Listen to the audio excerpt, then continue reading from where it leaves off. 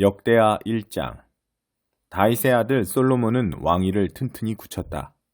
하나님께서 그와 함께 계시며 그에게 큰 도움을 베풀어 주셨다. 솔로몬은 온 이스라엘 곧 군지관과 재판관과 모든 지도자와 족장을 불러서 그들과 함께 기브온의 예배 처소로 갔다. 하나님의 종 모세가 광야에서 만든 하나님의 회막이 바로 그곳에 있었다. 그러나 하나님의 궤는 예루살렘에 있었다. 전에 다윗이 궤를 둘 특별한 곳을 마련하여 장막을 치고 기럇 여아림에서 그 궤를 예루살렘으로 옮겨두었기 때문이다. 그러나 훌의 손자여 우리의 아들인 부살렐이 만든 청동제단은 기브온에 있는 하나님의 성막 앞에 있었다. 솔로몬과 회중은 그곳에 모여 기도했다. 솔로몬은 회막 앞 청동제단에서 하나님을 예배했다. 그는 그 제단 위에 번제물 1000마리를 바쳤다. 그날 밤 하나님께서 솔로몬에게 나타나 말씀하셨다. 나에게 무엇을 원하느냐? 구하여라. 솔로몬이 대답했다. 주께서는 제 아버지 다윗에게 더할 나위 없이 너그러우셨고 이제 그를 대신하여 저를 왕으로 삼으셨습니다. 하나님, 주께서 제 아버지에게 하신 말씀을 확증해 주십시오. 주께서 이 백성을 다스리는 엄청난 일을 제게 맡기셨으니 제가 이 백성 사이를 오갈 때에 저에게 지혜와 지식을 주십시오. 주님의 영화로운 백성을 어느 누가 자기의 힘으로 다스릴 수 있겠습니까? 하나님께서 솔로몬에게 대답하셨다. 그것이 내 마음의 소원이로구나. 너는 부나 재물이나 명예나 원수의 멸망을 구하지 않았고 오래 살기를 구하지도 않았다. 내가 너를 내 백성의 왕으로 삼았더니 너는 그들을 잘 통치할 수 있도록 지혜와 지식을 구했다. 그러므로 나는 내가 구한 대로 지혜와 지식을 내게 줄 것이다. 또한 나머지도 내게 덤으로 줄 것이다. 내 앞에 어떤 왕도 누린 적 없고 내 뒤에 어떤 왕도 누리지 못할 부와 재물과 명예를 줄 것이다. 그 후에 솔로몬은 기브온의 예배 처소와 회막을 떠나 예루살렘으로 갔다. 그는 이스라엘의 왕으로 다스리기 시작했다. 솔로몬은 전차와 말을 모았다. 그가 모은 전차가 1400대, 말이 12,000마리였다. 그는 그 말들을 예루살렘뿐 아니라 전차가 주둔해 있는 특별 성읍들에도 두었다. 왕 덕분에 은과 금이 돌처럼 흔했고 백향목도 낮은 산지에 무화과 나무만큼이나 흔했다. 왕이 타는 말은 이집트와 실리시아에서 들여왔는데 특별히 왕의 중개인들이 매입했다. 이집트에서 들여온 전차는 은 6.8kg, 말은 은 1.7kg에 거래되었다. 솔로몬은 헷과 아람 왕실을 상대로 말 무역업을 벌여 호황을 누렸다. 요한일서 1장. 우리는 첫날부터 거기 있으면서 그 모든 것을 받아들였습니다. 우리는 그 모든 것을 두 귀로 듣고 두 눈으로 보고 두 손으로 확인했습니다. 생명의 말씀이 우리 눈앞에 나타나셨습니다. 우리는 그것을 똑똑히 보았습니다. 이제 우리가 목격한 것을 여러분에게 과정 없이 있는 그대로 말씀드리겠습니다. 너무나 놀랍게도 하나님 자신의 무한하신 생명이 우리 앞에 모습을 드러내셨습니다. 우리가 그것을 보고 듣고서 이제 여러분에게 전하는 것은 우리와 더불어 여러분도 아버지와 그분의 아들이신 예수 그리스도와의 사귐을 경험하게 하려는 것입니다. 우리가 이 편지를 쓰는 목적은 여러분도 이 사귐을 누리게 하려는 것입니다. 그러면 여러분의 기쁨으로 인해 우리의 기쁨이 2배가 될 테니까요. 빛 가운데로 걸어가십시오. 우리가 그리스도에게서 듣고 여러분에게 전하는 메시지의 핵심은 이것입니다. 하나님은 빛, 순전한 빛이십니다.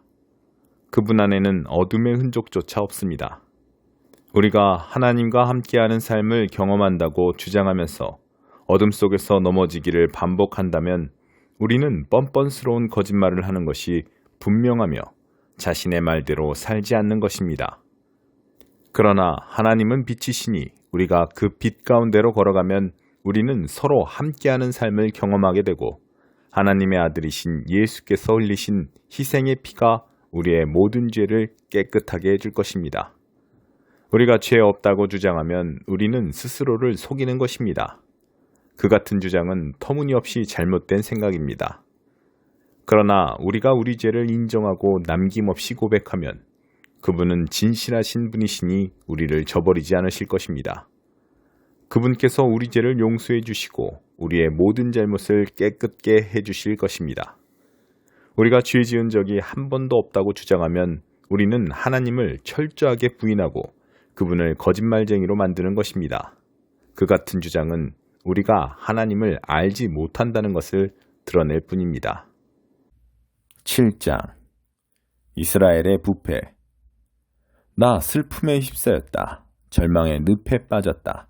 지금 내 모습은 마치 수프나 샌드위치나 샐러드를 만들기 위해 밭에 양배추와 당근과 옥수수를 찾으러 나갔다가 아무것도 얻지 못하고 빈손으로 돌아온 사람 같다.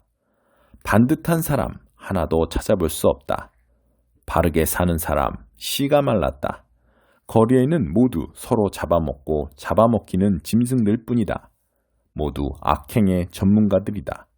지도자들은 타락해 뇌물을 요구한다.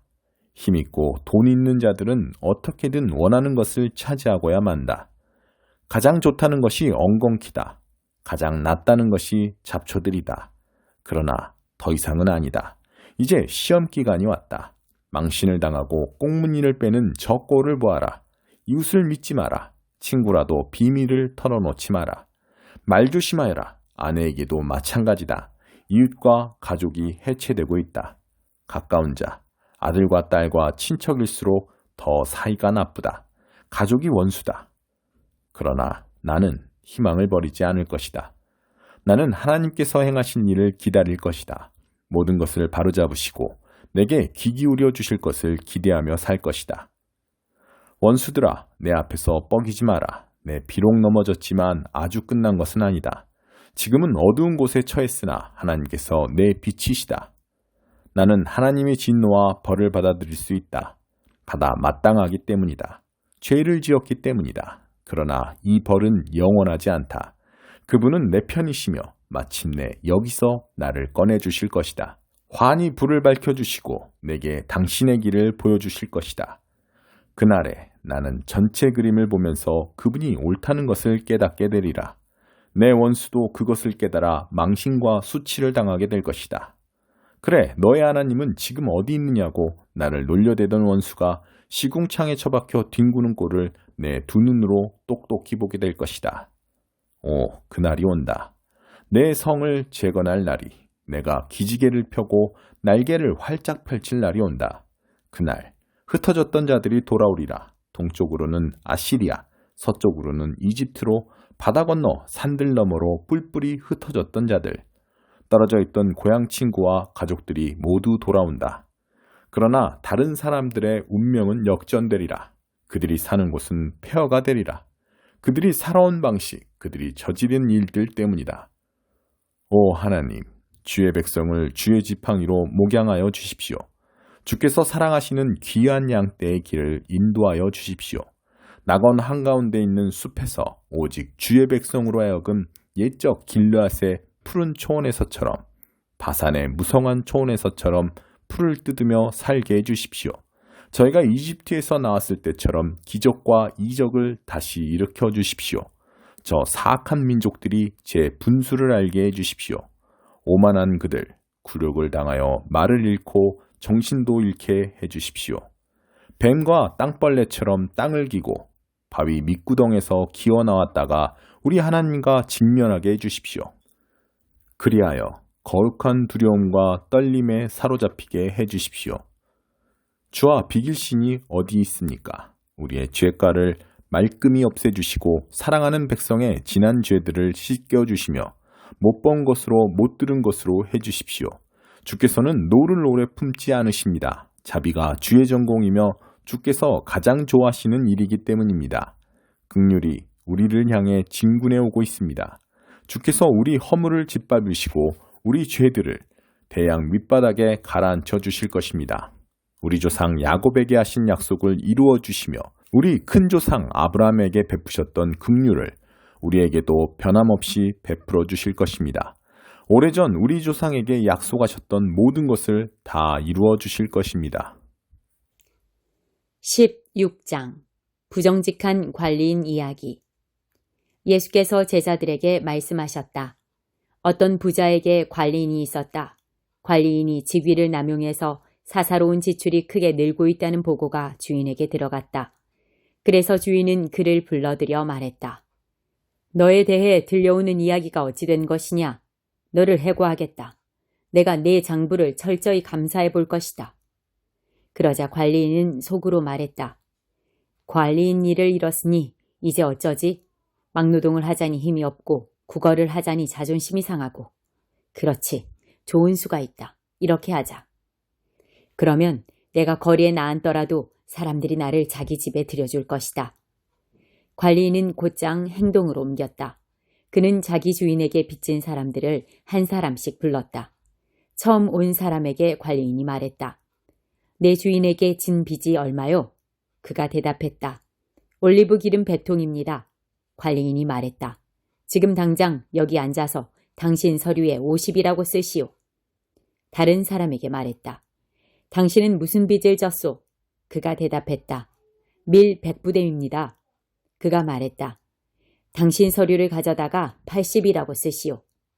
자, 여기에 놀라운 소식이 있다. 주인은 이 부정직한 관리인을 칭찬했다. 왜 그랬겠느냐? 그가 제 앞가림을 할 줄 알았기 때문이다. 세상 물정에 밝은 사람들이 이 점에 있어서는 법을 잘 지키는 시민들보다 영리하다. 그들은 늘 빈틈이 없고 온갖 수단을 꾀하며 수완을 발휘해서 살아남는다. 나는 너희도 그런 식으로 옳은 것을 위해 영리해지기를 바란다. 모든 역경을 생존을 위한 창조적인 자극제로 삼고 가장 본질적인 것에 너희 관심을 집중하여라. 그러면 너희는 선한 행동에 만족하면서 그저 그렇게 사는 것이 아니라 참으로 살게 될 것이다. 하나님은 내면을 보신다. 예수께서 계속 말씀하셨다. 너희가 작은 일에 정직하면 큰 일에도 정직할 것이다. 너희가 작은 일을 속이면 큰 일도 속일 것이다. 너희가 작은 일에 정직하지 못하면 누가 너희에게 가게를 맡기겠느냐? 2명의 사장을 위해 일하는 직원은 없다. 하나는 미워하고 하나는 사랑하거나 하나는 떠받들고 하나는 얕보게 된다. 너희가 하나님과 은행 둘 다를 섬길 수는 없다. 돈을 밝히는 무리인 바리새인들이 이 말씀을 들었다. 그들은 눈을 부라리며 그분을 현실을 모르는 대책 없는 사람으로 치부해버렸다. 그러자 예수께서 그들에게 말씀하셨다. 너희는 다른 사람들 앞에 자신을 그럴듯하게 보이는 데는 달인이다. 그러나 하나님은 겉모습이 아니라 내면을 보신다. 이 사회가 보고 대단하다고 이르는 것을 하나님은 꿰뚫어 보시고 터무니없다 하신다. 하나님의 율법과 예언자는 요한에서 절정을 이루었다. 이제 하나님 나라의 기쁜 소식이 전파된다. 이것은 모든 사람의 마음을 끄는 초대다. 하나님의 율법이 한 글자라도 달아 없어지기 전에 먼저 하늘이 풀어지고 땅이 녹아내릴 것이다. 이혼법 규정을 구실 삼아 정욕을 덮으려는 것은 간음이다. 결혼법 규정을 구실 삼아 정욕을 덮으려는 것도 간음이다. 부자와 나사로. 어떤 부자가 있었는데 그는 최신 유행하는 값비싼 옷을 입고 과시적으로 돈을 쓰면서 하루하루를 허비했다. 나사로라는 가난한 사람이 그의 집 문 앞에 버려져 있었는데 온몸이 종기투성이었다. 부자의 식탁에서 떨어지는 부스러기로 끼니를 때우는 것이 그 인생의 소원이었다. 그에게 다가와서 그 몸에 난 종기를 핥는 개들이 그의 가장 가까운 친구였다. 그러다가 이 가난한 사람이 죽었고 천사들에게 이끌려 아브라함의 품에 안겼다. 부자도 죽어서 땅에 묻혔다. 지옥에서 고통받던 부자가 눈을 들어 멀리 있는 아브라함과 그 품에 안긴 나사로를 보았다. 그가 외쳤다. 아버지 아브라함이여, 불쌍히 여기시고 자비를 베풀어 주십시오. 나사로를 보내서 그 손가락에 물을 찍어 제 혀를 시원하게 해 주십시오. 제가 이 불 속에서 몹시 괴롭습니다. 그러자 아브라함이 말했다.